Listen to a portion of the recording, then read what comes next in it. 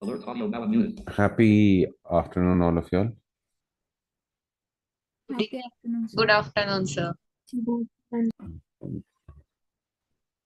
Very different time, I think so. That's why only 15 people. Anyway, Dhruti is there. Hi, Dhruti. Hello, sir. Nice to see you and hear you after a long time. Yes, sir. All my good friends are here. Dhruti, Sachi. Hi, Sachi. Hi, sir. Hi. What, Sachi? Speak with a little more Josh, no?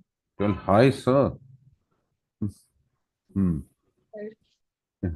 Okay, good. Now, uh, yesterday y'all had a revision class for law with Mehul sir, right? Yes, sir. Yes, sir.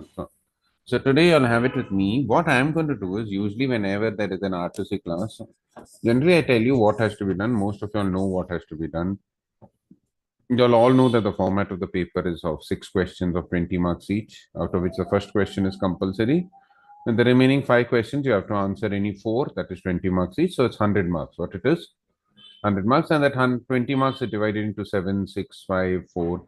It was very tough for the paper last time, Dhruti. Sir? The paper was tough for business law last time.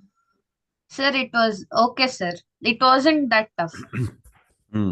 Which was tough? Accounts was tough, huh? Yes, sir. Accounts was the standard paper. That's why most of them had problems in accounts, huh? Those who didn't clear and all, or with business law. Sir, accounts, sir. My sister's calling, just 1 minute.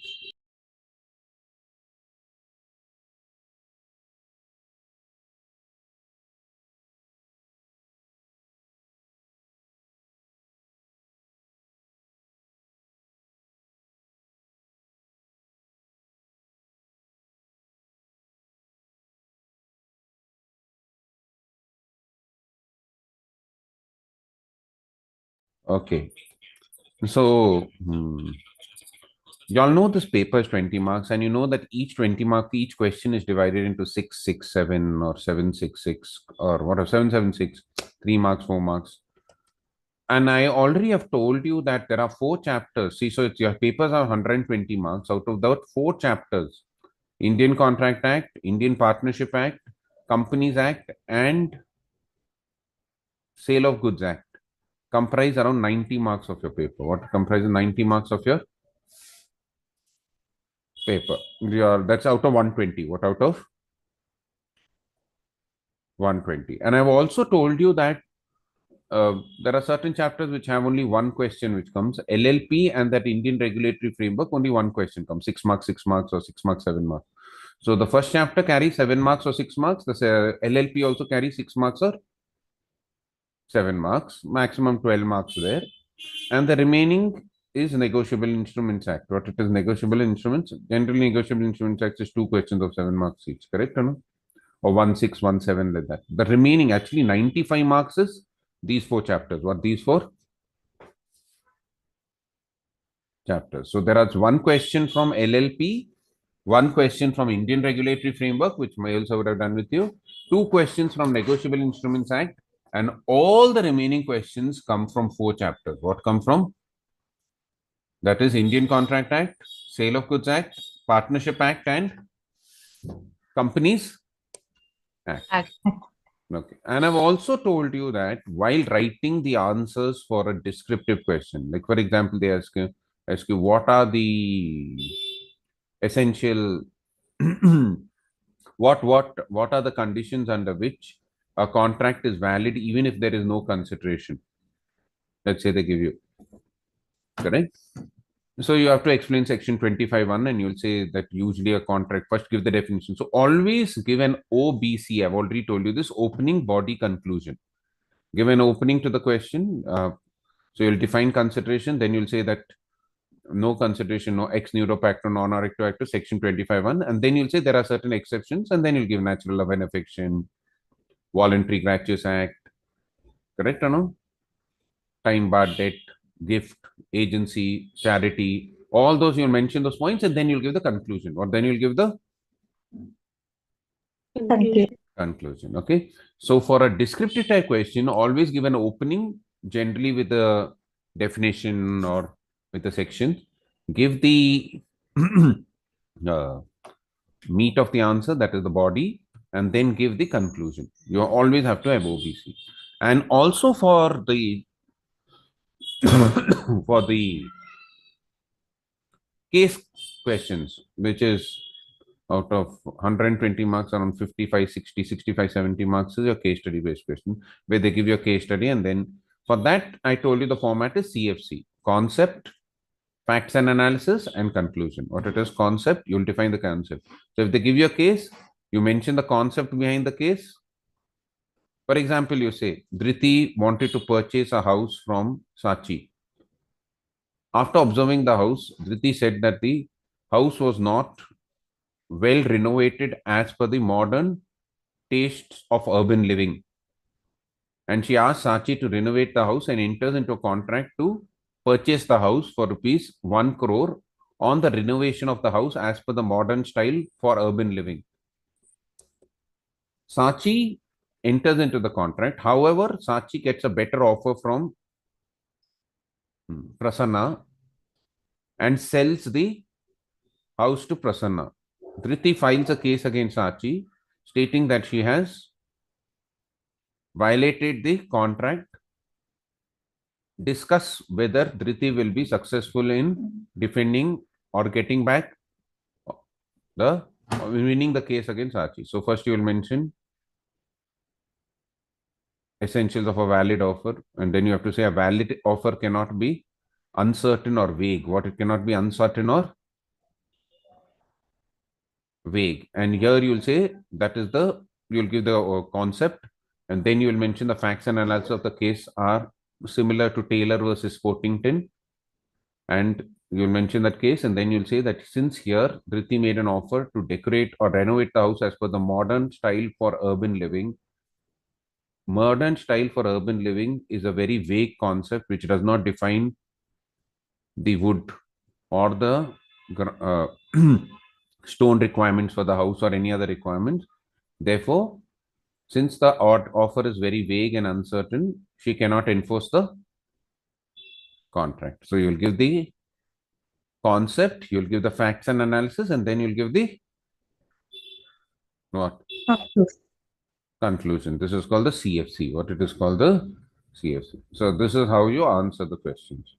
Now for these 1 hour 45 minutes or 2 hours which we have, generally I told you they give you 2 mock test papers and they give you 1 revision test paper. The mock test papers are not out, but the revision test paper is out for this January 26. And generally from the revision test paper and the mock test papers, you get at least 30-40 marks. So we are going to discuss the revision test paper today, and then whenever we meet next time, we will discuss the mock test paper, provided it's come out, or provided it is come out, correct or no? My sincere suggestion to all of you all who are doing the January exam, 2 things. One, go through all the RTPs from the syllabus has changed from June 24. So from June 24, download all whatever you get online, the RTPs, and download all the MTPs also. In the first, they were giving 2, 2, 3, 3. Download all the MTPs and go through them. You go through the MTPs and RTPs itself, you will understand what type of questions are coming. And since it's a good enough sample, I can expect 50, 60 marks from the same.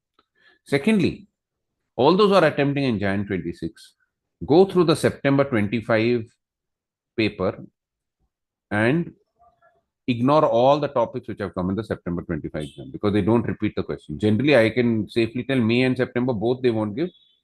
But September, definitely they will not. They are not stupid, correct or no? That they'll repeat the same paper again. They will definitely give. So whatever has come in September 25, read that paper, read the answer script and leave it off. Don't study it further because 95% or 99% of the times, whatever has come in September 25 and May 25 will not come in Jan 26. Understood? So be a little smart while studying. Understood? Got it? Yes, sir. Right. Yes, sir. So do that. Those 2 things you have to do. And then now we are going into the RTP And we have the deadly Dhriti. Come on, please welcome her with a big love emoji. Come on, who's going to send emojis to her? Sachi, please send her a hugging or loving emoji, heart emoji. All of you.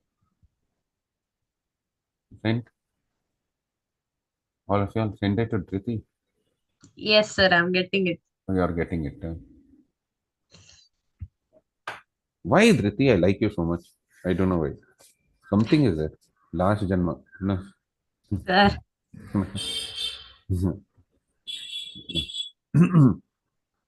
sir, shall I start? Please. Yes, So sir. we have to start with the Indian Contract Act. What you have to start with the Indian Contract? Act. Hmm. Indian Contract Act 1872. Mr. Naman is an auctioneer. He advertised in a leading newspaper that an auction would be held on 17th April 2025 in Agra for the sale of some office furniture. Mr. Khanna read the advertisement and traveled about 500 kilometers to attend the auction. When he reached the place of the auction, he found that the furniture had been withdrawn from sale. Mr. Khanna sued Mr. Naman for the loss of his time and expenses. State with reasons whether Mr. Khanna can claim compensation for Mr. Naman under the provisions of Indian Contract Act 1872. What do you all think? No. Why? Remember, we did this difference in between offer and invitation to offer. This is which case is this similar to? Anybody remembers? This is same like one more case which I did with y'all when I was doing Indian Contract Act. Harris versus Nickerson, remember? Where a person holds an auction to sell furniture and he gives an advertisement and he comes over there and he claims for expenses. Isn't this similar to Harris versus Nickerson? All Yes, of sir. you? Yeah. So first you will mention what is an offer, define an offer. Then you'll define what is an invitation to offer concept, then gives the facts and analysis. Facts, you'll give the entire case study in 2 lines. Here, Mr. Khanna came for to purchase the thing, but since it was an advertisement for an auction, which is an invitation to offer, it cannot be considered as a concrete offer. So, since it is not an offer, it is only an invitation to offer. The contract is not complete when the person comes to attend the invitation to offer, which is an auction. Therefore, Mr. Khanna will not be successful. Read the last line. Always read the last line again. And on the base of the last line, whatever question they've asked, you have to give the conclusion. What you have to give the what's the last line of the question, Dhriti? Sir, just a minute, sir. The last line is state with reasons whether No. Mr. Khanna can claim compensation. So you'll say Mr. Khanna cannot claim compensation because of whatever it is, correct or no? And because of this an offer must be distinguished from an invitation to offer. Okay. Wherever possible, mention the section. If you don't know the section, just mention as per the Indian Contract Act, the concept of offer. Correct or no? Whenever you're mentioning facts and analysis, you'll write in the present case, in the instant case, in the case mentioned above. Okay. The facts are such that. Correct. So present case, instant case, case mentioned above. That will tell you what is the facts of the case, and then you'll mention the analysis. Okay, and then she'll read out the answer. Hmm. Yeah. Dhriti, am I audible? Yes, sir. Sorry, sir. I was reading on mute. What you can do is you can open 2 tabs, Dhriti, one with the questions and one with the. Yes, sir. I have opened up 2 tabs. Okay, okay. Okay, sir. Hmm. According to Indian Contract Act 1872, an invitation to offer is different from offer. Quotation catalogs advertisements in newspapers for sale are not offers. These are invitations to public to make an offer. Bidding in an auction is also an invitation to offer. When goods are sold through auction, the auctioneer does not contract with anyone who attends the sale. It was decided in case of Harris versus Nickerson that the advertisement auction was merely a declaration to inform potential purchasers that the sale was taking place. It was not an offer to contract with anyone else. In the instant case, Mr. Naman advertised for sale for some office furniture in an auction on This is the 17th April. fact. This is the facts and analysis. Up to there was the concept. Okay. So when they start with in the instant case means the facts and analysis are started. Okay. Yes, sir. Mhm. In the instant case, Mr. Naman advertised for sale of some office furniture in an auction on 17th April 2025 in Agra for sale of some office furniture. Mr. Khanna read the advertisement and traveled about 500 kilometers to attend the auction, but he found that furniture was withdrawn from sale. Mr. Khanna sued against Mr. Naman for loss of his time and expenses. On the basis of above provisions and facts, the advertisement of auction by Mr. Naman is not an offer but merely an invitation to offer. He is not liable to Mr. Khanna, hence, Mr. Khanna could not succeed in his suit. Okay. Next. So this Yes, was sir. the case, you understood. Kana will not be successful. Let's go to the second question. Yes, sir. Abhimanyu, a businessman, lost his important documents at a crowded railway station. Ramesh, a passerby, voluntarily collected the documents and returned them safely to Abhimanyu without expecting any reward. A week later, impressed by Ramesh's honesty, Abhimanyu wrote and signed a promise to pay him rupees 50,000 Hmm. as a reward. Later, Abhimanyu refused to pay, arguing that the act had already been performed voluntarily and therefore did not constitute valid consideration. Ramesh filed a case claiming that the promise was binding. Decide under the Indian Contract Act 1872 whether Abhimanyu is liable to pay. Okay, now Abhimanyu lost his some important documents. Yes, And there sir. was a passerby called Ramesh who found those documents and he handed it over to Abhimanyu. At that particular point of time, this Abhimanyu did not tell anything to Ramesh. But later on, he wrote a letter to Abhimanyu thanking him for his honesty and promising to pay him 50,000 rupees for the work which he had done. Now, afterwards, when Ramesh went to ask him for the 50,000, Abhimanyu saying that the act has already been performed. It's a past act. I will not give you the money. Now, is Abhimanyu liable to pay Ramesh? Can Ramesh get the money from Abhimanyu? That's the question. Now, what is the concept of the case? The concept is there are two concepts here. One, remember, I just now was talking about in the descriptive type questions, no consideration, no contract, section 25(1). And in that, I told you there are certain exceptions to the rule of no consideration contract. That is voluntary gratuitous acts. What are they called? Voluntary? Gratuitous act. Any voluntary gratuitous act. Now, see here, actually, there's no consideration because he's doing it voluntarily and it's a gratuitous act. But if the person promises to pay a sum of money for a voluntary gratuitous act, then that contract is valid even without consideration if it is in writing. And here it is in writing. He gave a written note to him. Secondly, also there is a concept called past consideration is valid consideration when it is done for both gratuitous and non-gratuitous acts if the party agrees to pay him after the act has been done.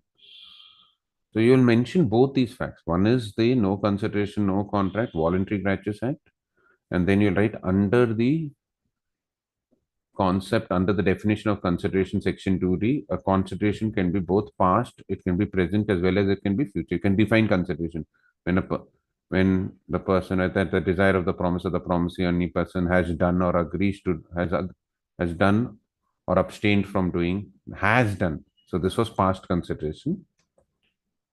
But if there is past consideration and there is a written promise to pay past consideration, it will be valid. So here Ramesh, the facts in the above case, Ramesh has found it and Abhimanyu is willing to know. So even though there is no consideration, but he has agreed to pay him the money and this is past voluntary act, it will be a valid act. So Abhimanyu has to pay the 50,000 rupees to whom? Ramesh. What to? Ram. Ramesh. Understood? Sachi Shetty. Yes, sir. Understood. Understood. Sachi, where did you do badly in which subject did you? Don't feel bad if I'm asking in class. I You, did back huh? 4 subjects, sir. Huh? Like I lost in 3 subjects, which was Which really shocking, sir. That's the reason. which three subjects? like in the accounts and even in law and QA. Okay, okay. Economics, everybody did well. Yesterday I was asking RG Kripa. Remember that girl RG Kripa? Yes, sir. He told she got 87 in economics. I think. It was so easy, the paper. Yes, it was very, very easy. Hmm. Okay. So let's read the answer for this. Yes, sir. Section 2D of the Indian Contract Act 1872 defines consideration as an act or abstinence done at the desire of the promisor, which has already been done, is being done, or is promised to be done by the promisee or any other person. Section 25 Clause 2 specifically provides that a promise made in writing and signed by the promisor to compensate a person who has voluntarily done something for the promisor is enforceable even without fresh consideration. Thus, although the original act was voluntary, once a subsequent written promise is made, it becomes binding.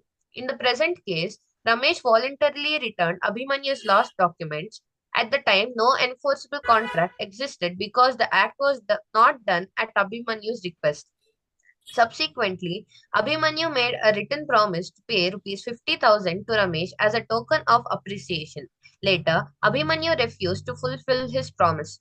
Here, the promise made by Abhimanyu in writing to compensate Ramesh for past voluntary service is valid and enforceable. Therefore, Ramesh is entitled to receive rupees 50,000 and Abhimanyu is legally bound to pay. Okay. So this is the next question. Let's go to the third question. Yes, sir.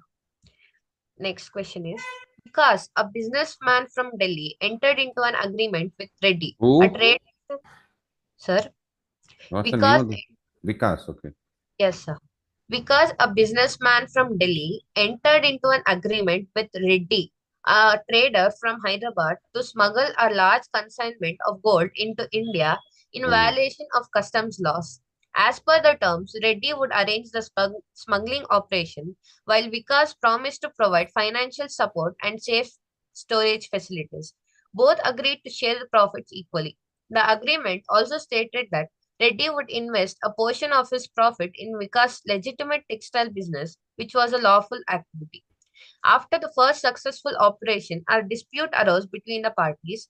Vikas received the smuggled gold but refused to share the profits, arguing that the agreement was unlawful.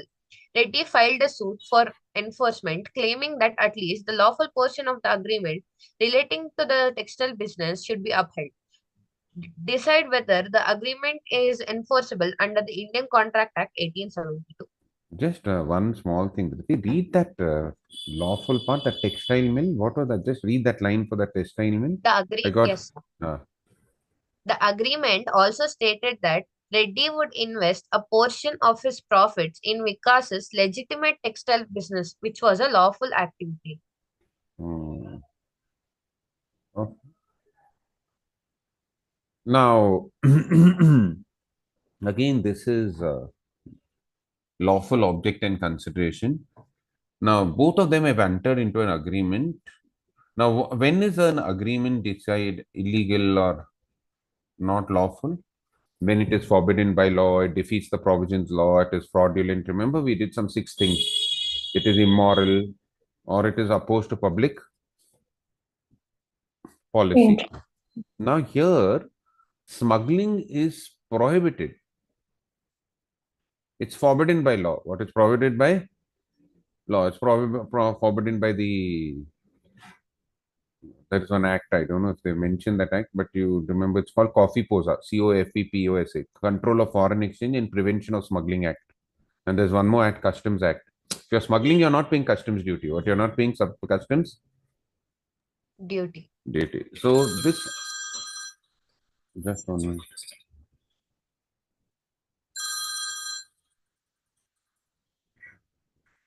Can you just mute me and mute me, Dhriti? Yes, sir. Hello.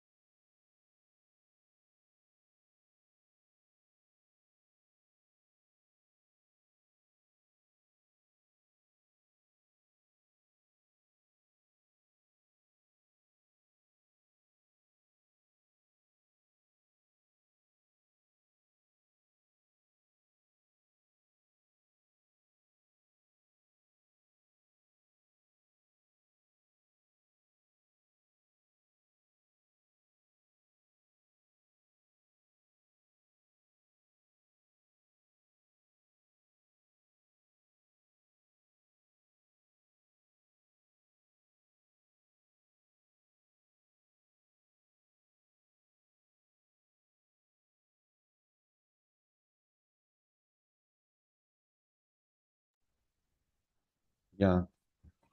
Can we continue? Riti? Yes, Yeah. sir. So I just now explained. So smuggling is prohibited for the coffee posa, control of foreign exchange, prevention of smuggling, and customers. So it's forbidden by law. So the entire activity of smuggling and sharing profits is illegal. And any contract where the object as well as the consideration is illegal is illegal. Also, one more thing: the any subs any act which is legal also, if it is a consequence of an illegal activity, is also illegal. Here, there is no two parts. They are not smuggling gold and textiles, where gold is legal and textiles is illegal or something like that. Correct or no? Here, the entire gold is illegal, so the consideration is illegal, and from that illegal consideration, they want to invest in a textile business. So, any activity where the consideration itself is illegal will also be what? Illegal. Therefore, the investment in that textile factory is also not possible. So, Mr. Reddy cannot enforce the contract. The contract is completely illegal and therefore it is null and void. Understood or Void. no? Yeah. Okay. Dhriti, you just read this because there's some emergency come. Just read this answer and I'll come back in a minute. Is that okay? Yes or Yes, no? sir. Yeah, read it. I'll come. Yes, sir. Section Section 23 of the Indian Contract Act 1872 provides that the consideration or object of an agreement is unlawful if it is A. Forbidden by law, B. Defeats the provisions of any law, C. Fraudulent, D. Involves any injury to person or property, E. Immoral, or F. Opposed to public policy. Any agreement with such an object is void. Smuggling of gold is expressly prohibited by customs law in India and is a criminal offense. Therefore, any contract to undertake smuggling is not only unlawful but also opposed to public policy, since courts will not enforce agreements that encourage illegal trade. Section 24 further provides that if any part of a single consideration or object is unlawful, the entire agreement is void. Only when the lawful and unlawful parts can be separated may the lawful portion be enforced. If the two are inseparable, the entire contract fails. In this case, the main object of the agreement between Mr. Vikas and Reddy was to smuggle gold, which is forbidden by law and opposed to public policy. This makes the primary agreement void, even though the agreement also included a clause that profits from smuggling would be later be invested in Mr. Vikas's legal textile business. The lawful part is not separable from the unlawful part because the investment depended entirely on the profits derived from the illegal act. Hence, the agreement between Mr. Vikas and Reddy is void under sections 23 and 24 of the Indian Contract Act 1872. The object of the contract, smuggling, is forbidden by law and opposed to public policy, and the lawful portion, investment in textiles, cannot be separated from the unlawful part. Therefore, Reddy cannot enforce either the smuggling profits or the investment laws. In law, no rights or obligations can arise out of the unlawful agreement. Okay, correct. Well understood, hopefully. Yes. Go to the next one. Dhriti, am I Yes, sir. audible and visible? Yeah, go to the next question. Sir, you are audible, sir. You are not visible. Why? Is it now on? Yes, sir. Okay. Go ahead to the next question. Yes, sir. Mr. Lal, a well-known builder, entered into a contract with Mr. Kumar, a property developer, to construct a large shopping mall in Jaipur for a total consideration of 10 crores to be completed within 18 months. After the work began, both parties mutually decided to alter the nature of their agreement. By mutual consent, a new contract was substituted under which Mr. Lal would instead construct a five-star luxury hotel on the same land for an increased price of rupees 12 crores. This new agreement expressly cancelled the earlier mall contract. However, 6 months after the new agreement was executed, the state government, under its urban development policy, passed a law prohibiting the construction of hotels in that particular commercial zone, though the construction of shopping malls was still permitted. Due to this prohibition, Mr. Lal stopped the construction work and informed Mr. Kumar that the contract had become impossible to perform. Mr. Kumar, however, filed a suit against Mr. Lal for breach of the new contract, demanding damages on the ground that Mr. Lal had failed to perform his obligation. Decide under the provisions of Indian Contract Act 1872 whether Mr. Lal is liable for breach of contract of or whether the contract has become void due to the impossibility. Okay, decided that. See, now this Kumar has told this Lal, who's a contractor, to construct a five-star hotel, a mall for 10 crores, and then they decided to change it into a five-star hotel. And they mentioned clearly, they alter it and they substituted it with a new contract. That's what, and it is expressly mentioned in the new contract that the old contract need not be performed, or that the old contract need not be performed. Now, remember when we did discharge of contract, there were different modes of discharge. One was discharge by mutual consent. In that, there was something called novation. Remember novation? Where a new contract is formed to substitute an old contract, it is called as Novation. And whenever there's novation, what happens? The previous contract gets discharged, or the previous contract gets.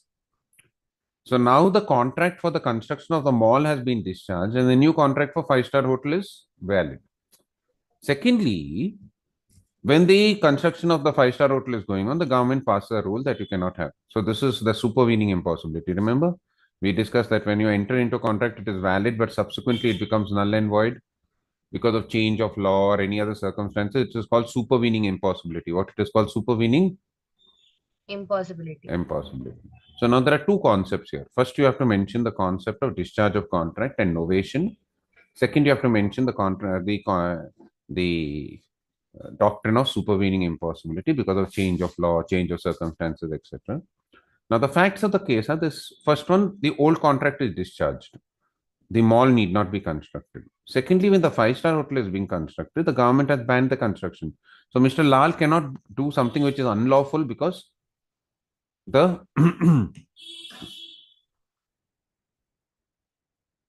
the government has banned the construction. So on both counts, Mr. Lal is not under any obligation to complete the construction of the building, and Mr. Kumar cannot ask for damages from Mr. Lal. Correct or no? Got it? Yes, sir. You have to mention both the concepts. What you have to mention both the concepts. Okay. You can read the answer, Dhriti. Yes, sir. According to Section 62 of the Indian Contract Act 1872, if the parties to a contract agree to substitute a new contract in place of the old one, or to rescind it or alter it, the original contract need not be performed. Section 56 provides that an agreement to do an act which is impossible in itself is void. Further, if a contract was possible when it was made, but becomes impossible or unlawful after the formation due to some event beyond the control of the parties, it becomes void.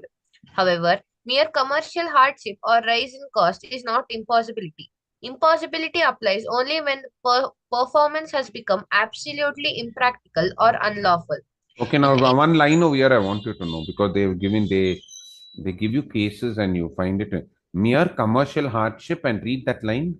And mere commercial hardship or rise in cost is not impossible. Okay, so now I'll give you an example, because they give these cases and they've given these cases last time. What had happened is, let's say Dhriti places an order from Sachi Shetty, who's located in Chennai.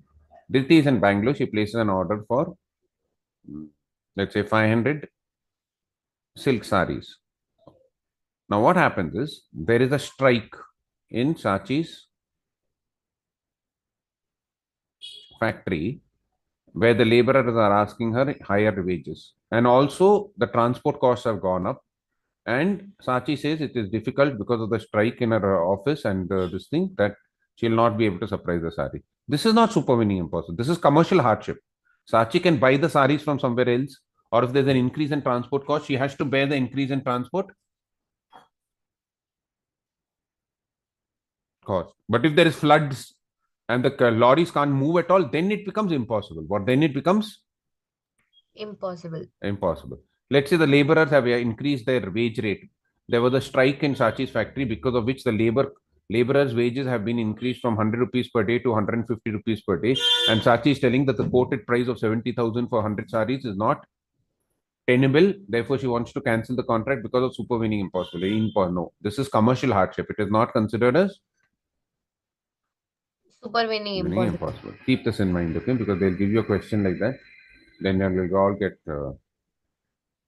I didn't discuss this in class, so I wanted to discuss it today. Okay, continue. Yeah. Yes, sir. In the instant case, at first, in the instant case, at first, Mr. Lal agreed to construct a shopping mall for rupees 10 crores within 18 months. Subsequently, both Lal and Kumar, by mutual consent, substituted the original agreement with a new one, which Lal was required to construct a luxury hotel for rupees 12 crores. By this substitution, the earlier mall contract stood discharged.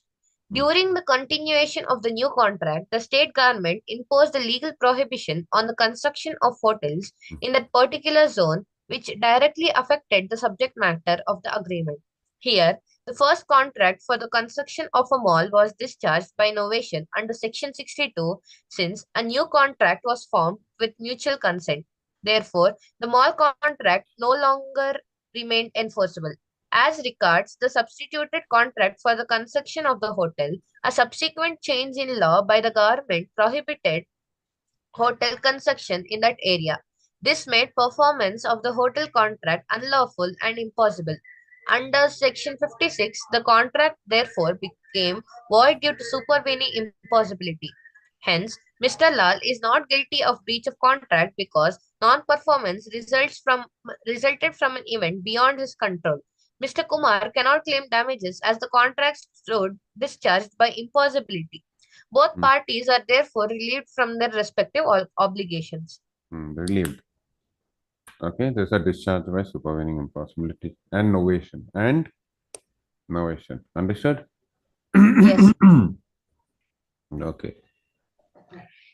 Next question. Mr. Ramesh delivered his gold ornaments to a jeweler, Mr. Arun, for polishing. Arun kept the ornaments in the locker of his shop and locked the premises before leaving. Unfortunately, during the night, some thieves broke into the shop and stole the ornaments. When Ramesh was asked for the return of his ornaments, Arun expressed his inability and stated that he had taken as much care of the goods as he would have taken of his own property. Ramesh, however, claimed compensation for the loss on the grounds that the ornaments were delivered under the contract of bailment and that the bailey was bound to return them. During decide under the provisions of the Indian Contract Act 1872 whether Arun is reliable to compensate Ramesh. Now listen here, for those who have in the current batch who are attending the class have not yet done bailment and pledge. But for those who attended the previous batch, we did section 148. I think so it was 148 only. Okay, whatever it was. Bailment. Now, whenever bailment is done, what are the duties of the bailer and the bailee? The duty of the bailee is to take reasonable care of the product as if it was a person of ordinary prudence would have done. Here, in this case, first you'll define bailment and then you'll say as the duty of the bailee, he's taken care of the ornaments. He's kept it in the locker. He's locked it up. And he's done as a reasonable man of prudence. If you would have left it on the counter or you would have left it without locking the door, then it wasn't have been proper. But he's taken reasonable care of it. If the bailee takes care of the product in a person in a reasonable manner, as if a man of ordinary prudence means a person how he does ordinarily, how he acts in the best possible manner, then the bailee is not liable for any loss of theft which happens to those goods because he took off care of it as if it were his own. So in this case, since the bailee took care of the goods in the best possible manner, the bailer has no right to demand damages as the bailee is discharged from all his duties if he takes care of the goods as per a person of ordinary prudence. Got it or no? Remember we did rights of bailee, duties of bailee, right or no? Yes, sir. Yeah. Okay. So you can read the answer. Those who haven't, bailment is basically when you give goods to all those in the new batch. Well, when you give goods to somebody for the purpose of safe custody or for the purpose of achieving some accomplished some object, like you give a cloth to a tailor to stitch, all that is called bailment. What it is called as bailment. Okay, there's transfer of possession, but there's no transfer of ownership for the purpose of accomplishing of a particular task. Yeah. Yes, sir. Mm.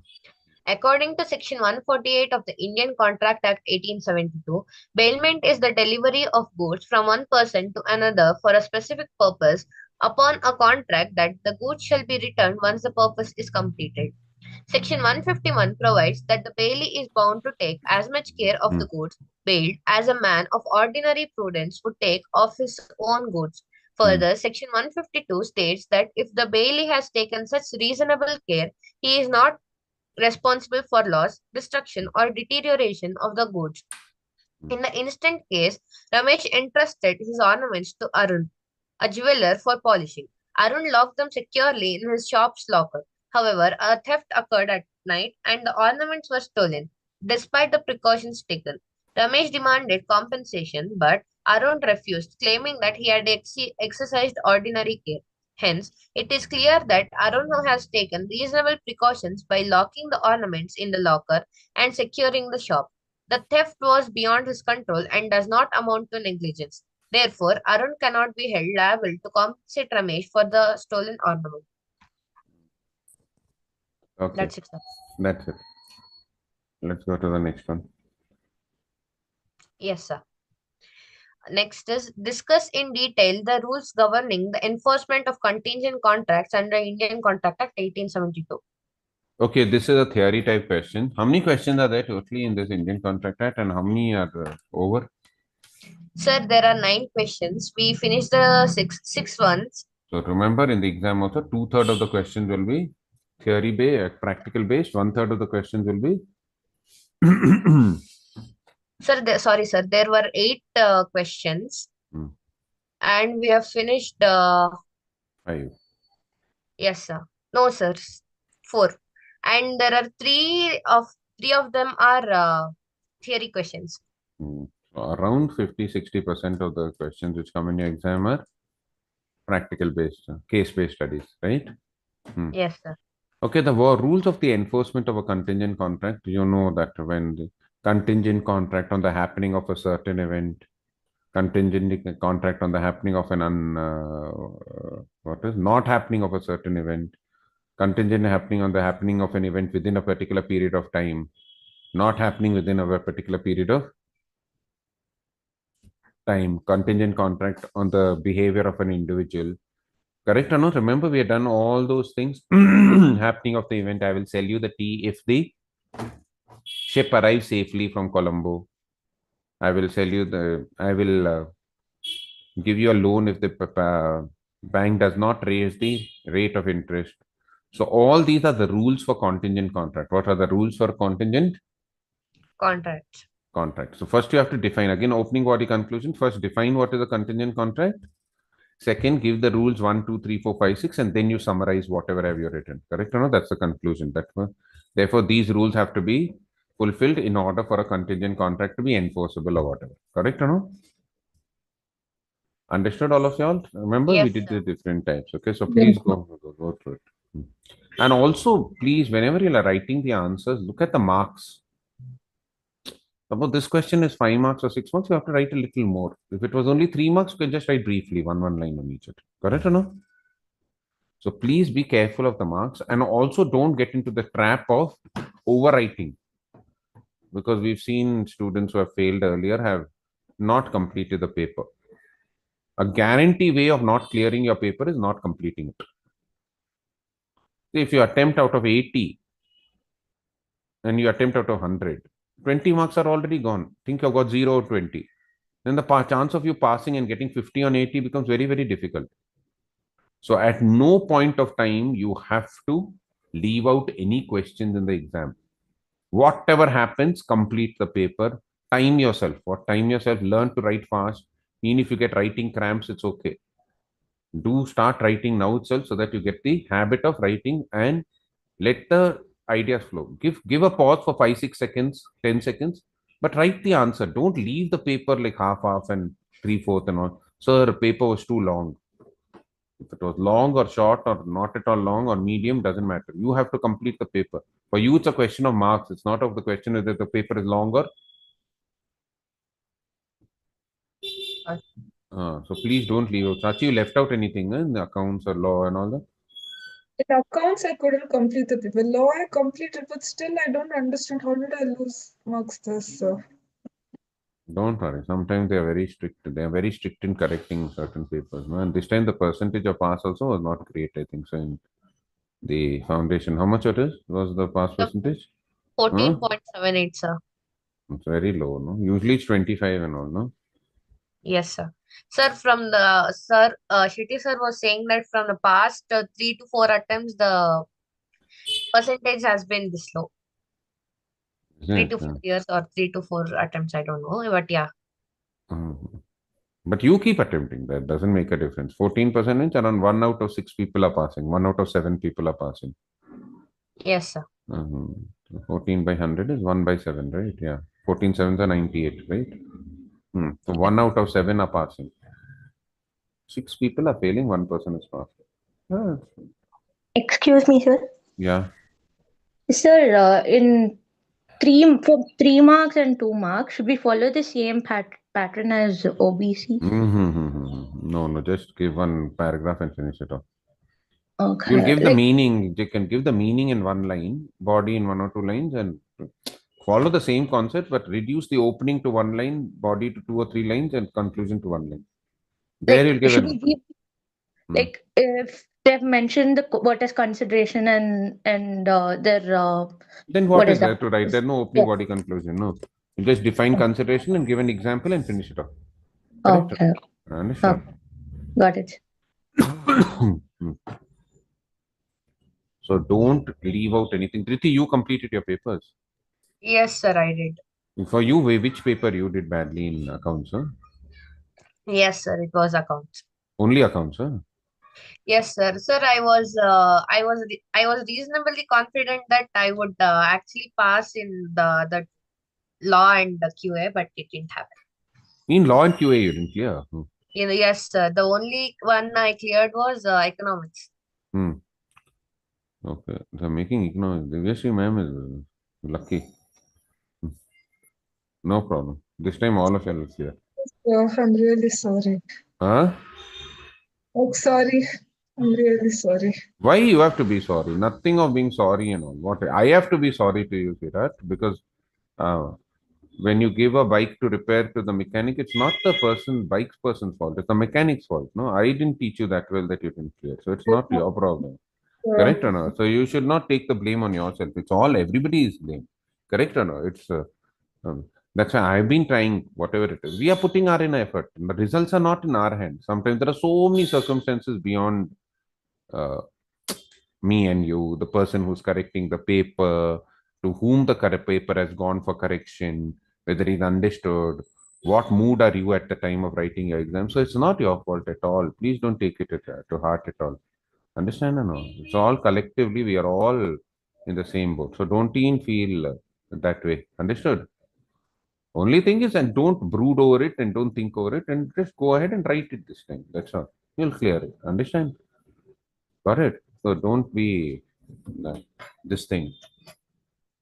The moment you start internalizing it and feeling very, very bad about it, it's okay. You feel bad about it for 2 days, 3 days, I agree. But don't continuously think about it. What's over is done and gone. Correct? Or no? After 4 5 years, when you become a chartered accountant, you won't even remember which attempt you cleared. Correct or no? Yes, sir. Yeah. After 5 years, imagine 2030, 31, you're getting married and all. Somebody will ask you when you cleared Jan 26 or Sep 25. Who knows? You won't remember. You'll only remember your fiance's birthday and all that time. Understand? Got it? Yes. Yeah. So forget about it. That doesn't matter at all. Now read. It's all momentary. Now see, during COVID time, everybody thought the world is going to come to an end. Everybody was stuck in the house. It got over, no? Remember, all of you all did your second PUC and all, no? When, what you're doing? 10th, Like eighth, we will. 8th, 9th, all gone. So don't worry, all these are small, small things which happen. Okay, let's continue. Read. Yes, sir. Hmm. Sale of Goods Act 1930. Hmm. Classify the following transactions according to the type of goods they are. A Hmm. wholesaler of cotton has 100 bales in his godown.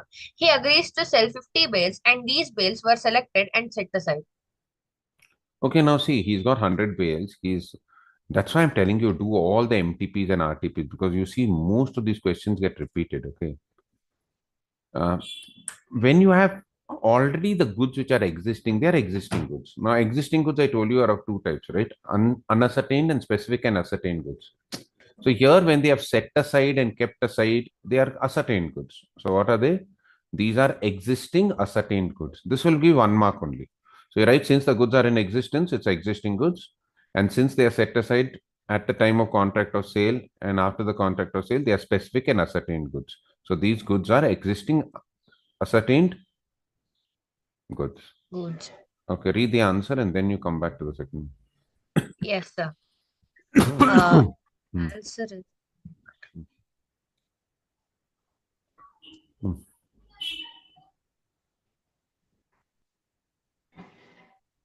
sir. Just a minute.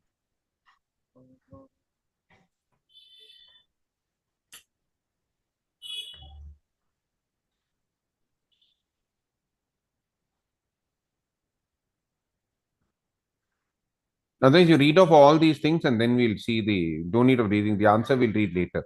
Read this Yes. question. You're finding it difficult to find. No, we'll do that later. Go No, the. sir. I just got it. Okay. A wholesaler of cotton.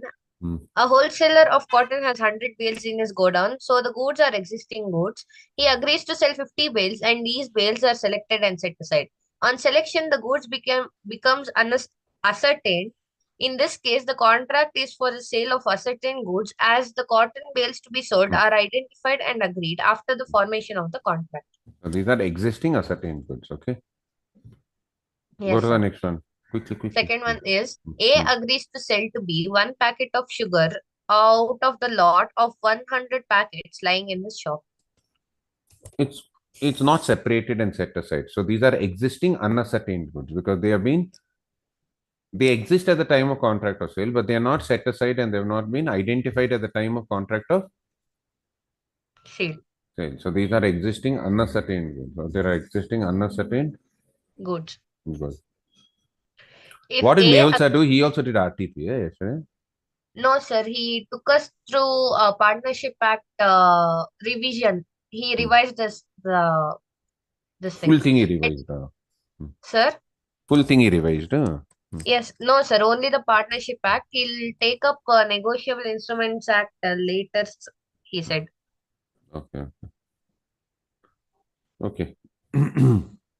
Okay, read. Yes, So sir. these are existing unascertained goods. If A agrees to sell to B 1 packet of sugar out of the lot of 100 packets lying in the shop, it is a sale of existing but unascertained goods because it is not known which packet is to be delivered. Yeah, you don't know which one has to be delivered, right? Yes, sir. Third one is T agrees to sell to S all the apples which will be produced in his garden in this year.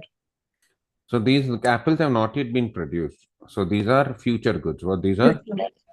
So since the apples have not yet become part of the tree, they are considered as future goods. What they're considered as? Future goods. Future goods. T agrees to sell to S all the apples which will be produced in his garden this year. It is contract of sale of future goods amounting to an agreement to sell. Yes, sir. This is done. Next So is suppose they 11. give you a question like Dritri agrees to sell 5,000 kgs of coffee to Sachi on the arrival of the ship from Egypt. This will be contingent goods, or this will be Contingent goods. because they are not yet reached, and depending whether the ship will arrive or Not. not. Understand or no? Got Yes, it? sir. Hmm.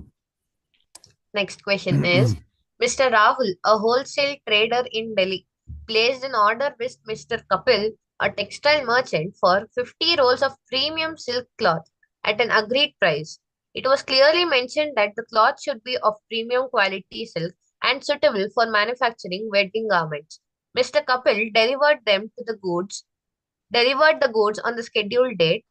On a casual examination at the time of delivery, the rolls appeared to be fine. So, Rahul accepted them. However, later, while cutting and using the cloth for tailoring, it was discovered that the rolls contained a mixture of synthetic fibers and had hidden defects such as small holes and stains. These defects made the cloth unfit for making wedding garments, causing heavy losses to Rahul. When Rahul demanded a refund, Kapil refused, contending that Rahul had already inspected the goods and accepted delivery. State with reasons whether Rahul can reject the goods and recover the price at the sale of goods at 1930. So there are two things here. When we did conditions and warranties, remember conditions and warranties? We did implied condition. There are two implied conditions over here. One is implied condition as to sale by description. So when she was reading, it is clearly mentioned that the good should be of premium quality for wedding purposes, right? That's what you read, right? Correct. So the sale is for premium quality silk for wedding purposes. Now, when the goods are sold by description, the bulk of the goods should match the description. But here, the bulk of the goods are not matching the description. They have holes, stains. They are not pure silk, premium quality silk. Second, there is also an implied condition as to merchantable quality. What as to merchantable Quality. quality? So I told you, whenever the goods are purchased, one more is there, no? Other than merchantable quality, what are they? Just read out all the implied conditions. Just search them up, no, Sachi? There was one more. Other than merchantable quality, one more was there. Yeah, Chee, I'm forgetting it. Wholesomeness, sir? No, before wholesomeness, what was the one before wholesomeness? Quality and fitness of trade. No, quality of fitness. This is merchantable quality only. Quality of fitness, you rely on the buyer. No, here it's merchantable quality that whenever you buy goods, they should be fit for the purpose for which they have been purchased, right? Correct or no? That means that remember we did that case Jackson versus Rotex Motor Horn Company where they bought that horns which were dented. Correct or no? Yeah, that only. So the quality should be merchantable quality. It should be fit for resale or for use. So since the goods are not fit for use, they are again violation of the implied condition as to merchantability. So there are two violations of implied condition. One violation of implied condition as to sale by description, and one violation as to implied condition as to merchantable Quality. So since these conditions are violated, even though he's made an perfunctory or the contract will become null and Void. void. What the contract will become null and Void. understand? No? You can Sir? read the answer, yeah. Yes, sir. Hmm. As per Section 15 of the Sale of Goods Act 1930, where there is a contract for the sale Please of remember goods, the sections. I am not telling you the sections, but as far as possible, write the sections. Correct? yes, sir. Hmm. Where there is a contract for the sale of goods by description, there is an implied condition that the goods shall correspond with the description. Further, as per Section 16, subsection 2, when goods are brought when the goods are bought by description from a seller who deals in such goods, there is an implied condition that they shall be of merchantable quality.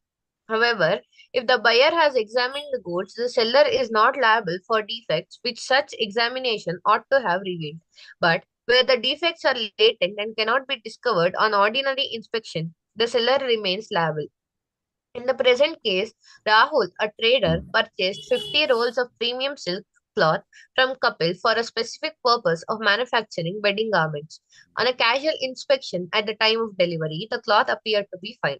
However, when used for tailoring, it was discovered that the fabric contained synthetic fibers and had hidden holes and stains. These defects were not visible during a simple inspection at the time of delivery, but made the cloth unfit for its intended purpose. couple refused to refund the amount, stating that Rahul had already accepted the goods. On the basis of the above provisions and facts, it is clear that the cloth did not correspond with its description of premium silk and was also not of merchantable quality. The defects were latent and could not have been noticed on ordinary inspection. Hence, Rahul is entitled to reject the goods and recover the price. Kapil cannot avoid liability merely on the grounds that casual inspection was done by Rahul. Hmm. That's it, sir. Good. Next one. Next, yes. Mr. Varun, a laptop distributor, delivered 20 laptops to his friend Mr. Rohit on the condition of sale on approval or return within 10 days. Rohit neither returned the laptop within the stipulated period nor informed Varun of any rejection. Instead, he kept the laptops in his office showroom and sold 5 of them to Mr. Anuj, claiming to be Wait. How many days? Within 7 days, 10 days? within 10 days, sir. Okay, 10 days. Okay. This fellow didn't inform him, huh? Okay. No, sir. Oh. Neither informed Varun of any rejection. Instead, he kept the laptops in his office showroom and sold 5 of them to Mr. Anuj, claiming to be the absolute owner. Anuj purchased the laptops in good faith, paid full consideration, and even issued a receipt.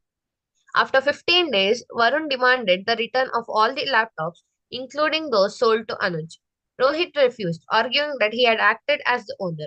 Anuj also defended himself, claiming that he was a bona fide purchaser for value.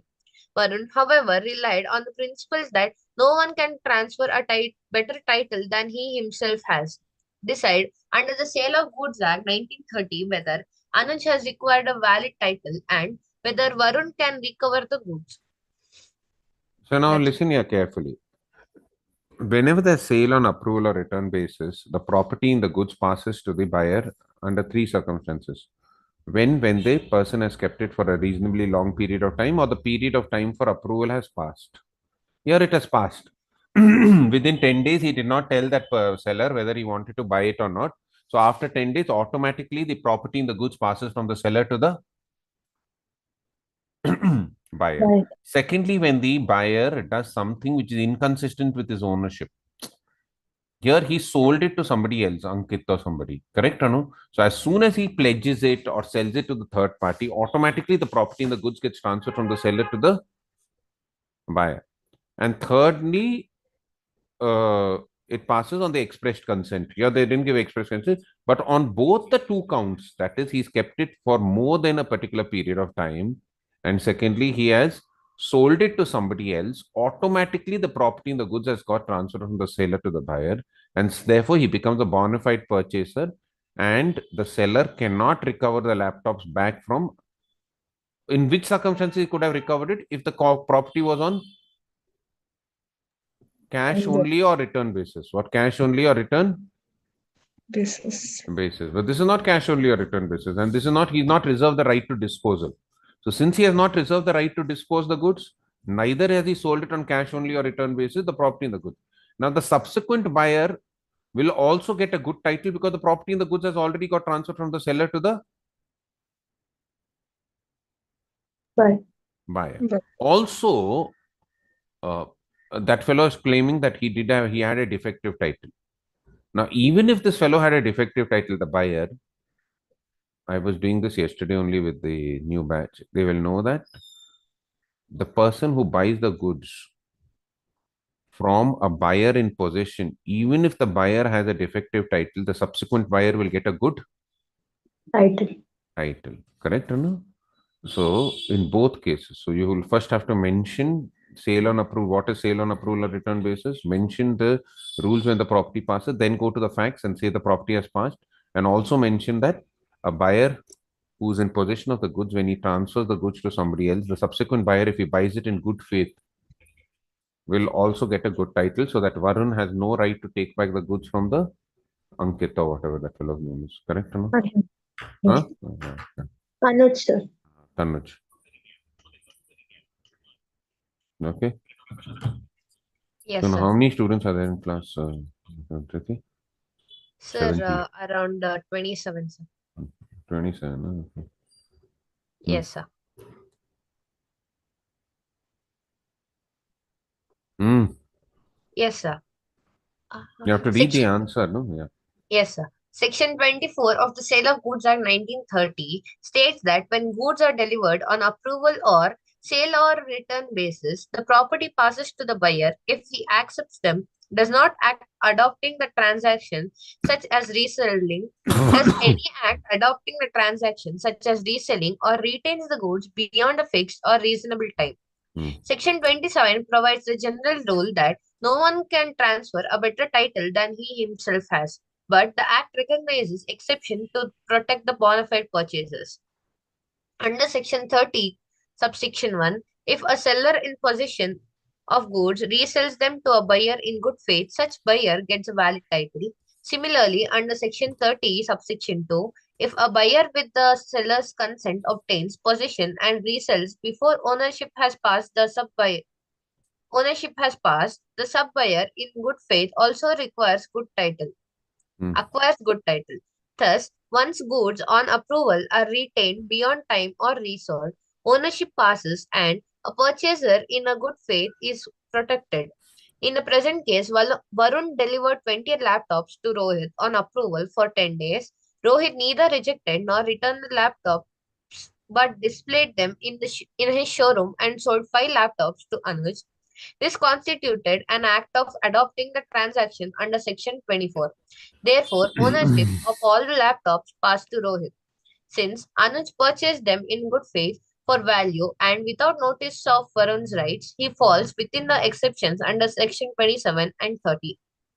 Therefore, it is clear that by retaining the laptops beyond period and selling part of them, Rohit became the owner of the goods. His sale to Anuj was valid, and being a bona fide purchaser, acquired a good title. Varun cannot recover the laptops from Anuj, but he may claim the price of the remaining from Rohit. Hence, Varun contention is not legally sustainable. Hmm. That's it, sir. Because we explained all this. Understand? You understood it, right? Hmm. Next. So next is a theory question. Discuss the Oh. rights of the buyer against the seller when the seller commits a breach of contract and the Sale of Goods Act 1930. So these are not rights of an unpaid seller. These are rights of a buyer. What rights of a? Buyer. It's there in your textbook. Rights of unpaid seller. We don't have to do this now. We'll do this later or what? You theory questions. Sir, theory questions we can do later, sir. Okay, we'll do later. We'll do the practical.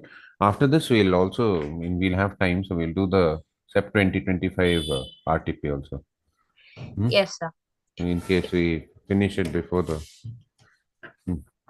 But don't ignore these theory questions. Okay, all of y'all. Whatever Yes. they're given in the RTP for Jan 26, please go through those in the exam also, because in case you are not comfortable with case studies and you all can memorize things and learn the points, it's better to do those questions, correct or no? So when you're choosing the question also, those 4 out of 5 questions which you choose, you have to choose the one in which you are least comfortable, where you think you're not going to get even 5, 10 marks, which you don't know the answers. That is the one which you choose. Okay, 1 minute, somebody's come. Just give me a minute. I'll come back. Yes, sir.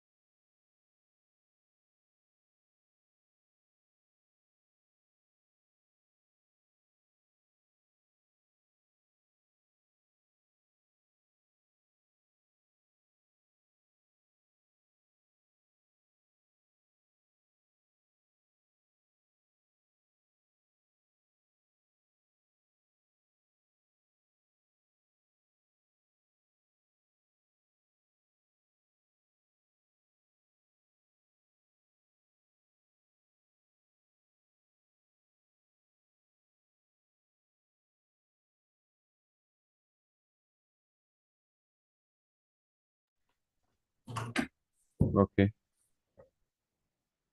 Am I audible and visible? Yes, sir. Hmm. Sir, visible not yet. Mhm. Now? Yes, sir. Hmm. Yeah. So Next is not yet. Yeah? So it's still not visible. Okay, it was happening. Just 1 minute. And put on something. Alert, cannot start video phone failed to start the video camera. Please select another video camera settings. Oh shit. Cannot start the video camera. That means I have to log out and do it again, which I'm That's not okay. going to do. That's okay. So you're visible. So that's okay. Yeah, That's enough. it's enough. Yeah, it's enough. You don't worry. Just imagine my face. Mhm. Or we'll spotlight Dhriti. Imagine Dhriti. even my video was off, sir. Why? I was having lunch. Now? Yes, sir. It Over. got late today. Eh? Yes, sir. It got late today. So now you put it on, no? Now you Yes, finish sir. lunch, no? Yes, sir. I put it on. Put it on. Sachi, you met Dhriti during this thing. Abba, what's that? Capset 25. Yes, sir. I met her. Nice, no? She's so tall, no? Yeah. What? Dhriti, go for modeling. Sir, I got the suggestions, sir. I didn't. Yeah? You I should go. got the suggestions, sir. Then like how all people are running after Rashmika Mandana. Rashmika Mandana also was a small college student. Her teacher told her to go for one competition. She was not willing. Then she went and see where she's gone. Sir, Go for modeling. I'm happy with Go. my CA, sir. If Go. I get an opportunity, You be a model plus CA, no? What is it? You'll be a yes, sir. role. You'll be a role model for everybody. Literally, sir. Literally. Yes, sir. If I get an opportunity, sure, sir. Very good. It will be too good. Yes, sir. Come, start, right? Okay.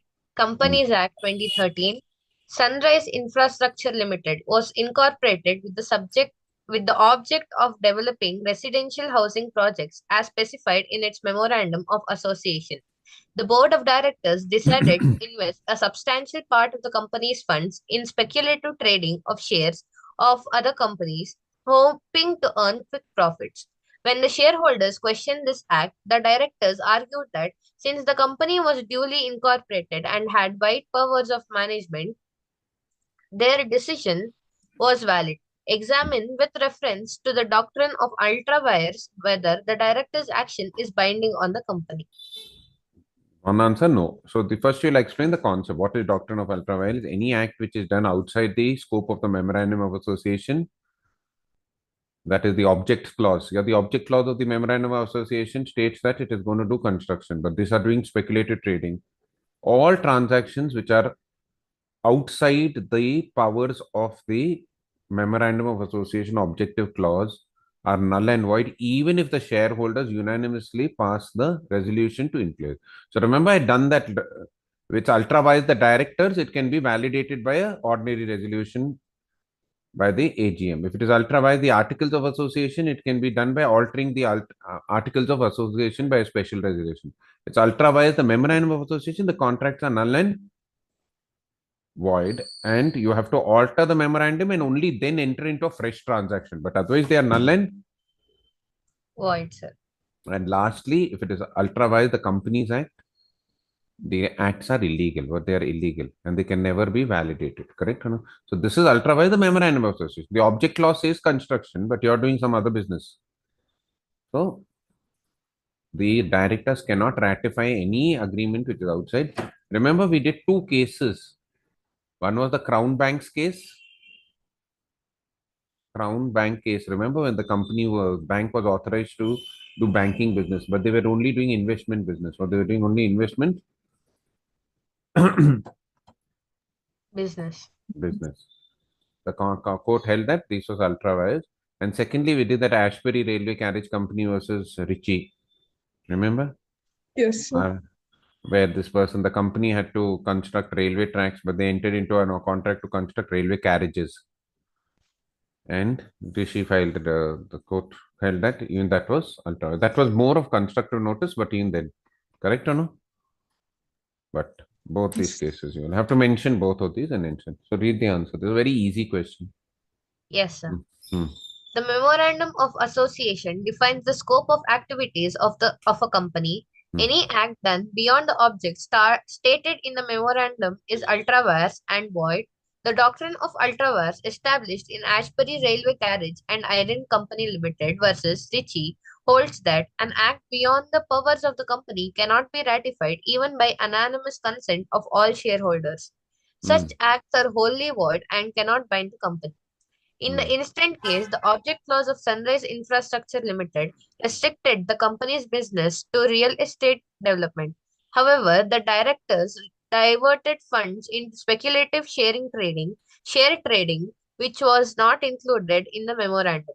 This activity was therefore beyond the powers conferred on the company. Therefore, the director's action is ultra vires. The company and therefore void. The company is not bound by such acts and the fund utilized for speculative purposes can be recovered. The doctrine of ultra-vires protects shareholders and creditors by ensuring that the company's capital is used only for authorized purposes. You have put 1 lakh rupees to the company expecting they'll do real estate, but they are doing speculative trading. That 1 lakh can become zero also, right? So they lose all the money. Yes. Understand? Yeah. Next one is Bharat Infrastructure Limited was incorporated in India with 55% of its paid up share capital held by central government, 20% by a state government, and remaining 25% by private investors. Some private shareholders argued that government control was not absolute and therefore the company should not be classified as a government company. Decide with reference to the Companies Act 2013. Now, first you'll have to define what's a government company. Section 245, I think. 45, right? Yes. 245. A government company is where more than 51% of the share capital is either held by the central government or the state government or both. Both the state government and the central government jointly, right? And the Yes, sir. subsidiary of a government company is also a government Company. Here, it's more than 51%, right? Yes, sir. Bharat Infrastructure, 55% is held by the central. 55% of its paid up share capital can be capital held by central government, 20% by state government. 75%, more than 51% jointly. Suppose they would have said 35 and 20 also, it would have been a government company. So all those private investors are wrong because as per the definition of a government company, if either the central government or the state government or both jointly the central government and state government hold more than 51%, it is a government company. So this is a government company, but it is a government Company. Yes, sir. Section 2, Clause 45 of the Companies Act 2013 defines a government company as one in which not less than 51% of the paid up share capital is held by the central government, state government, or jointly by the central and state governments. In the instant case, the central and state governments together held 75% of the paid up share capital of Bharat Infrastructure Limited. The remaining 25% was private investors. Taking into account the provisions of the Companies Act 2013, Bharat Infrastructure Limited is a government company since the combined government holding exceeds 51%. The argument of the private shareholders is untenable. Untenable.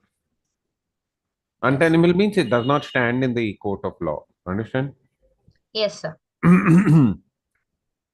Next question is, can a non-profit organization be registered as a company under the Companies Act 2013?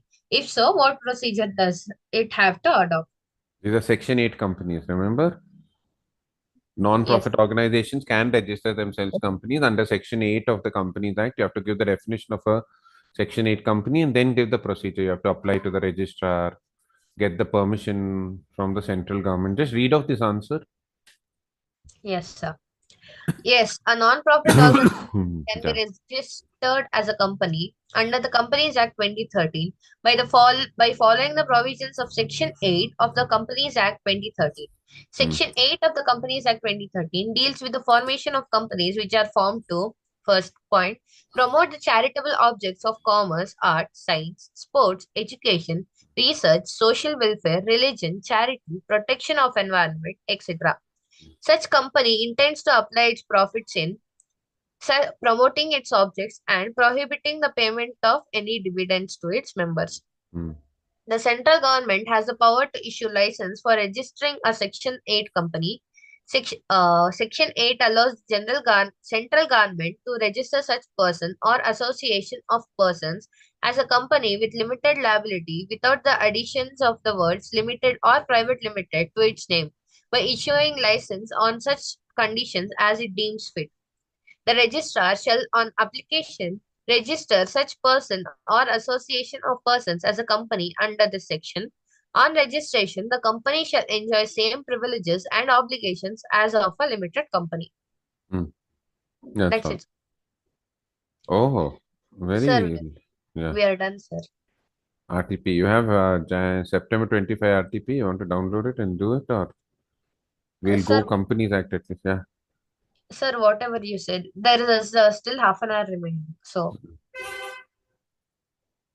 You want, we can do September 25, one or two questions. okay, sir. Otherwise, if you want, we can do it later on in the next question. Sir, I'll download it and share it, sir. Yeah. You want me to send it to you, or you download it? Sir, Just I'll type download. RTP September 2025.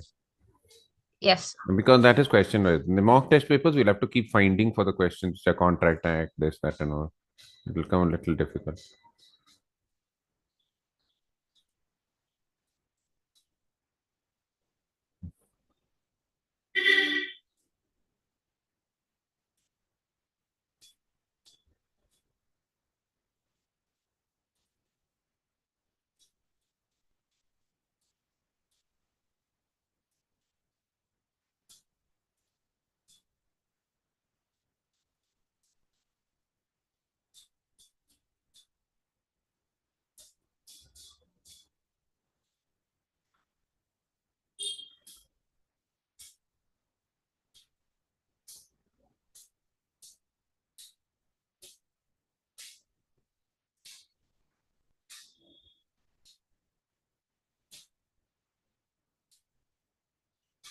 Yes.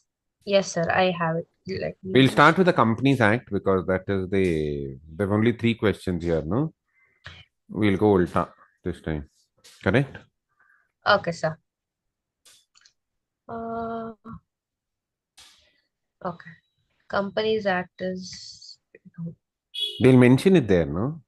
Yes, sir. They have given individual this thing. Hmm. Okay. They'll mention company. Yes, sir. Tycoon Private Limited is the holding company of Glassware Private Limited as per the last profit and loss account of the year ending 31st March 2025 of Glassware Private Limited. Its turnover was rupees 1.80 crore and paid up share capital was rupees 80 lakh. The board of directors wants to avail the status of a small company. The company secretary of the company advised the directors that Glassware Private Limited cannot be categorized as a small company.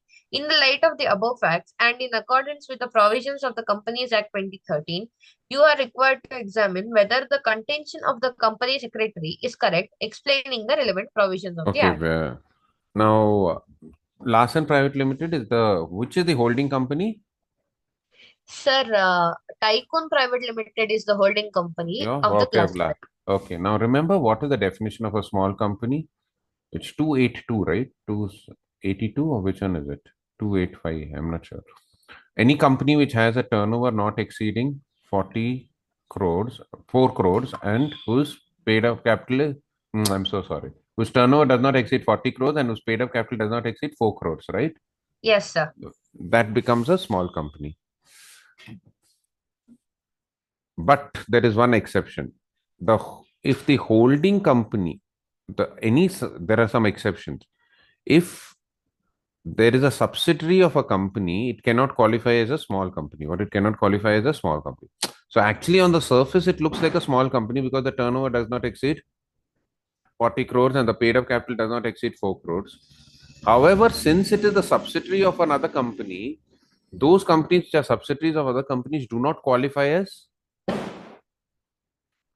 small Companies. companies. So this will not qualify. That fellow company secretary is giving the right advice. It cannot be qualified as a small. I told you because remember I told you that the other companies, small companies, they'll start to take advantages. No, big companies, small companies get reservation in orders from the government and all. Then any large company will start a small company and be the holding company and then take advantage. No, so they don't want that. Okay, so read the answer. Yes, sir. The answer is as per section 2, subsection 85 of Companies Act 85, yeah, 85. yes, sir. Of the Companies Act 2013, small company means a company other than a public company, paid up share capital of which does not exceed 4 Okay, crore and one rupees. more thing is it both are private limited.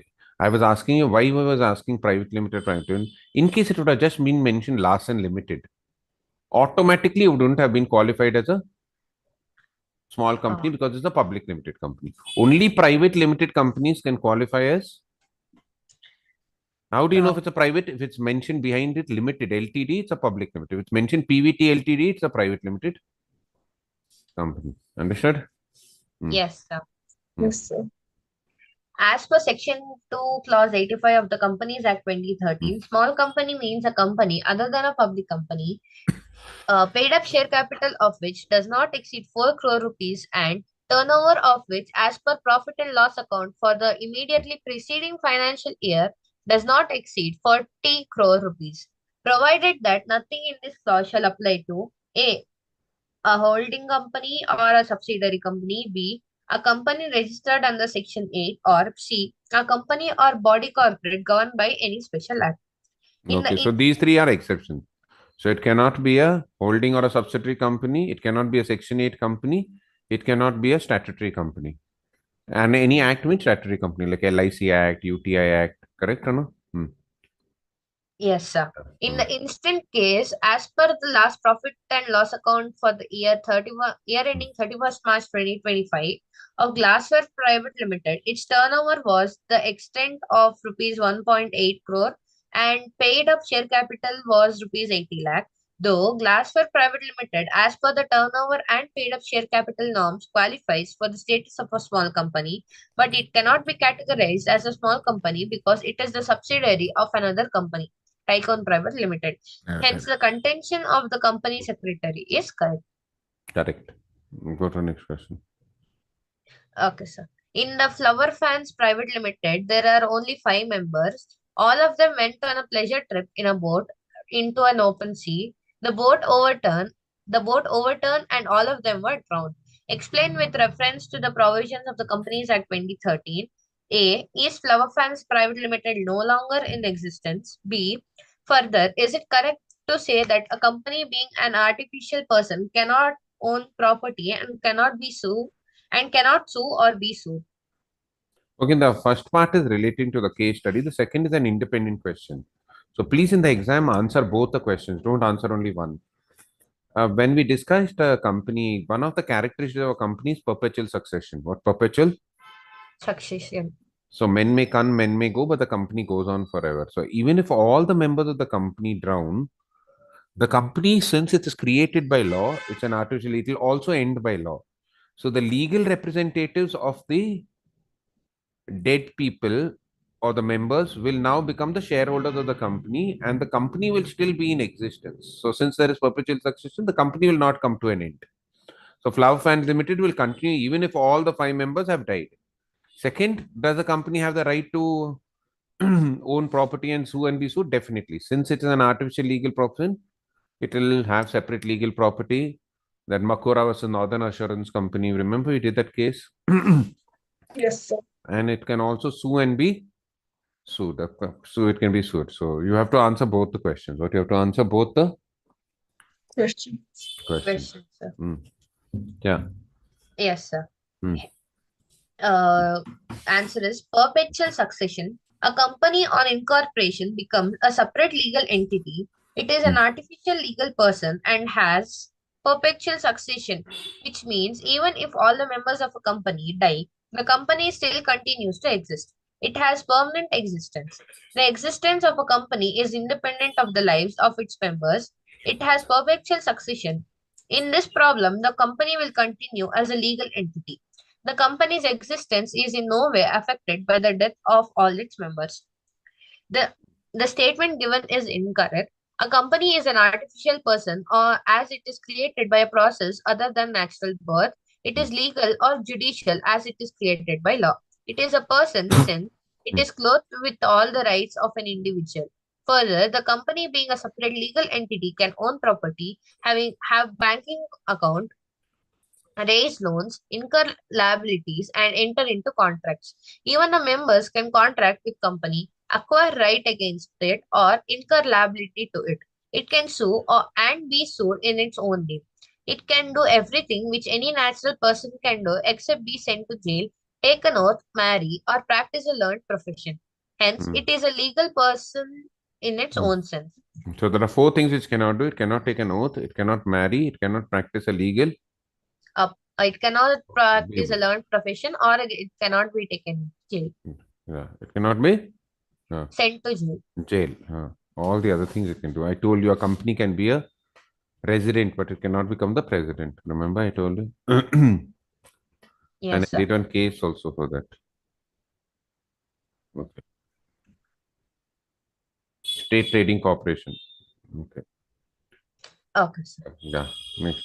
Next is an employee, Mr. Current, signed a contract with his employer company, ABC Limited, that he will not solicit the customers after leaving the employment from the company. But after Mr. Karan left ABC Limited, he started up his own company, PQR Limited, and started soliciting the customers ABC Limited for his own business purposes. ABC Limited filed a case against Mr. Karan for breach of employment contract and for soliciting their customers for their own business. Mr. Karan contended that there is a corporate will between him and his company and he should not be personally held liable for this. In this context, the ABC limit seeks your advice as to the meaning of corporate veil and when the veil can be lifted to make the owners liable for the acts done by a company. So here, remember we discussed what is the concept of corporate veil. Usually the members are different, the company is different, as explained in the rule of Solomon versus Solomon.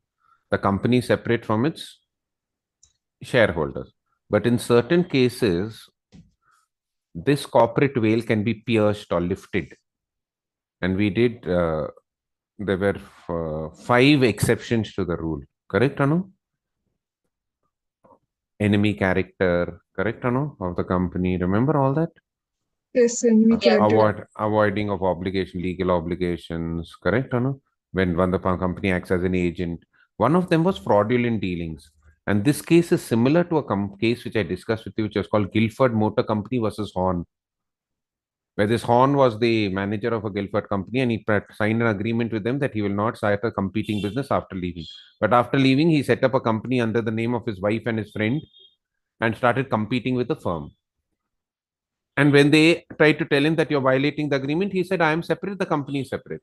So in the same case here also, Mr. Karan is doing a fraudulent activity and trying to breach the law by setting up a separate company. So here the government, means the Companies Act, can pierce the corporate veil. The court can pierce the corporate veil and say that the company and the individual are one and the same. And therefore, ABC Limited is right in filing a case and they can prevent Mr. Karan from carrying on his company, which is soliciting business from their earlier company. Understood? Yes or no? Yes, sir. Yeah. Okay.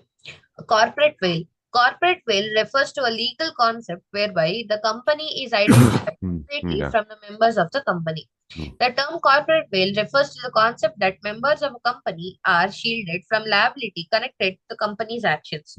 If the company incurs any debts or contravenes any laws, the corporate veil concept implies that the members should not be liable for those errors. In other words, they enjoy corporate insulation. Thus, the shareholders are protected from the acts of the company. However, under certain exceptional circumstances, the court lifts or pierce the corporate veil by ignoring the separate entity of the company and the promoters, and other persons who have managed and controlled the affairs of the company. Mm. Thus, when the corporate veil is lifted by courts, the promoters and persons exercising control over the affairs of the company are held personally liable for the acts and debts of the company. The following are the cases where company law disregards the principle of corporate personality or the principle that the company is a legal entity, distinct and separate from its shareholders or members.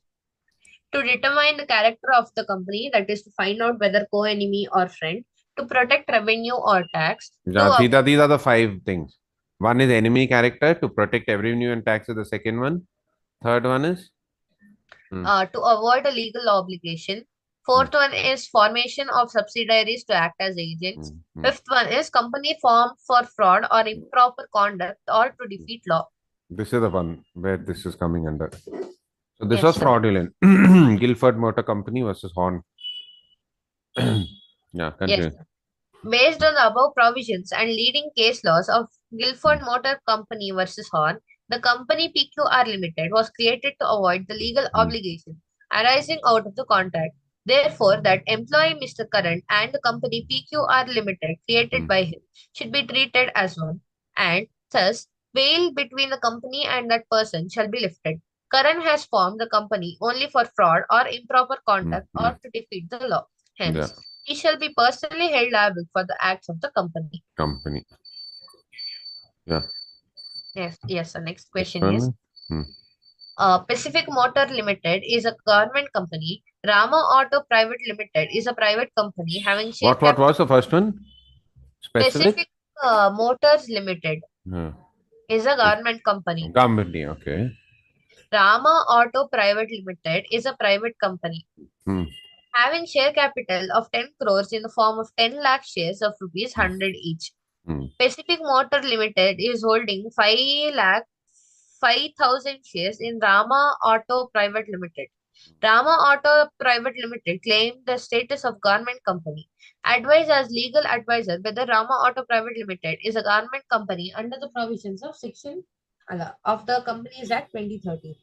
See, Ramani will answer, Rama Company. What do you think, Ramani? Sir, You're sleeping. Sir? Huh? Do you think there's a read the question. Do you think there's a government company, Rama Auto Limited? No, sir. It's a Why? private company. Because it has Rama Auto Private Limited, right? Hey, not this. Read the whole question and tell me. You're not paying attention, I think. So it is a government company, sir. What? It is a government company, sir. Sachi Shetty is saying it's a government company. Do you want to argue with her, Ramani? Sir, I'm not. You're not studied, eh? Not yet started studying, huh? Sir, I did. It is a government company. The reason is, first give the definition of government company. I already told you section 245, where more than 51% of the share capital is held by both central government, state government, or jointly by the central government and state government, or a subsidiary of a government company is also a government company. Then give the definition of subsidiary company, where more than half of the voting interest is held by one company. It is a way.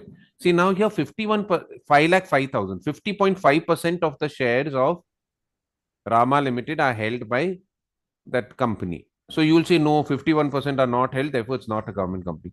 But that is only for central government and state government.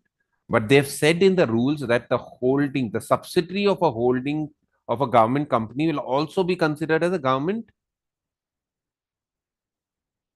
company. So since Rama Auto Private Limited is the subsidiary of that company and more than 50%, that means more than half of the company shares are held by another company, it automatically becomes a subsidiary and therefore it is a government company. What it is, a government Company. company. Understood, Anu? Yes, sir.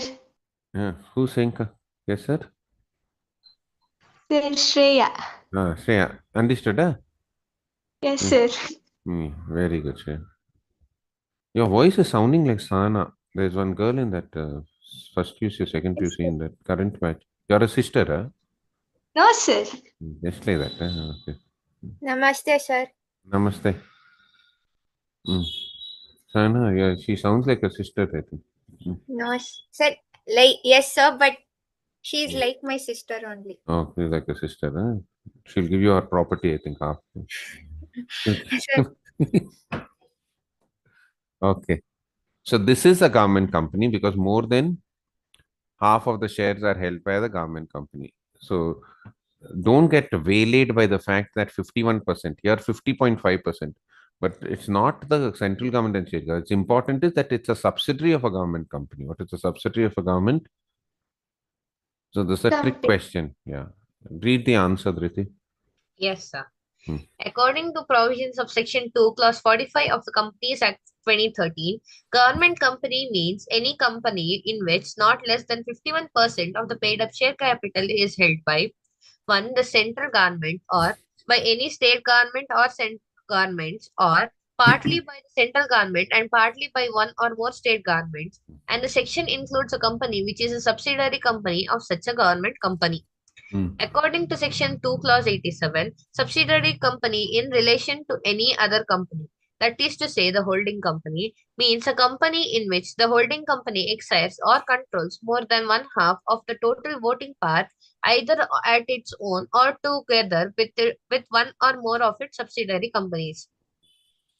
By virtue of provisions of Section 2, Clause 87 of the Companies Act 2013, Rama Auto Private Limited is a subsidiary company of Pacific Motors Limited because Pacific Motors Limited holds more than one half of the voting powers in Rama Auto Private Limited. Further, as per Section 2, Clause 45, a subsidiary company of a government company is also termed as a government company. Hence, Rama Auto Private Limited, being a subsidiary of Pacific Motors Limited, will also be considered as a government company. Correct. Got it, Anu? Yeah. Yes, sir. Yes, sir. That's all. Sir, we are done with the Companies Act, sir. We'll do the sale of goods act and that thing next time because they also have a class at 5:15. Okay, sir. So we will continue this when we come to this is R2C, no? Now you Yes. will have R2E, I think, next. Then R2R. You all know, no? You'll have R2C. This is refresh to cherish or something, no? What is this? R2C. What's the full form? Relax to. Yeah, sir, you probably might be right. Refresh to Refresh to? cherish. Now there'll be R to D, R to E, R to F. Till your final exam, there'll be R to R. You know that, no? R to D. The next one will be R to D, which will be conducted, I think so, next time. This is called refresh to donkeys. Then E. You know that, no? Sachi, last time? There's no succession. What is this boom, boom, boom coming? Sir, Mute static it. sound, sir. Yes, sir. Everyone is muted. Okay. Okay. Anyway, we'll continue in the next class and then we'll take it up from there. Okay, guys? Thank you so Yes, much. sir. Thank you. Thank you, Thank you, sir. sir. Thank you, sir.